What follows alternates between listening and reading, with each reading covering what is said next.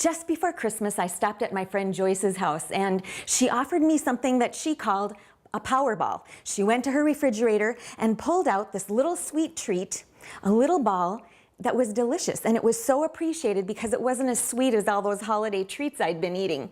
But she gave me the recipe and I pulled it out because I'm going to be making her Powerballs into heart shapes this month for Valentine's Day. You're going to be amazed at how easy they are to put together. They have a base of dates, walnuts, and a little bit of chocolate. Now the dates that she uses are the Medjool dates, and you can find these in the produce department at most grocery stores. They're larger than the typical date that we buy in the grocery store over in the aisle where all the dried fruits are, and they're just creamy and they taste like caramel and honey mixed together. They're delicious and they're wonderful for this. These other dates are a little drier. They're great for breads and muffins and trail mix, but they don't work as well for this recipe. So I'm going to start by just putting 1 cup of the Medjool dates into my food processor along with 2 cups of walnuts, just raw walnuts, and ½ cup of chocolate morsels. Now I like to use the dark chocolate because I like that rich flavor and I don't want these to be too sweet.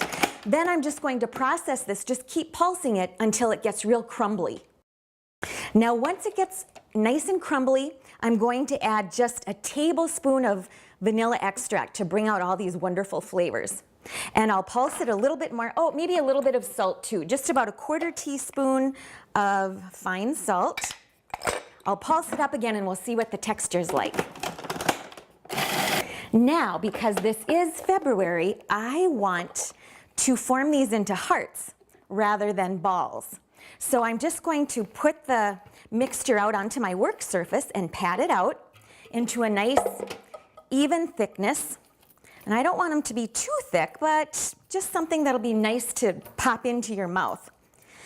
This is just a wonderful little treat for Valentine's Day because it does have a little bit of chocolate, but it's still got lots of good fiber and protein and antioxidants from those nuts and dates. So they're a treat that's really appreciated.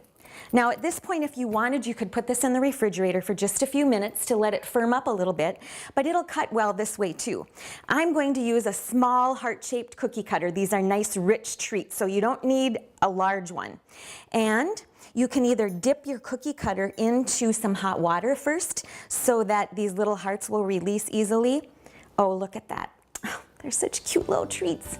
And they're wonderful for this month of hearts.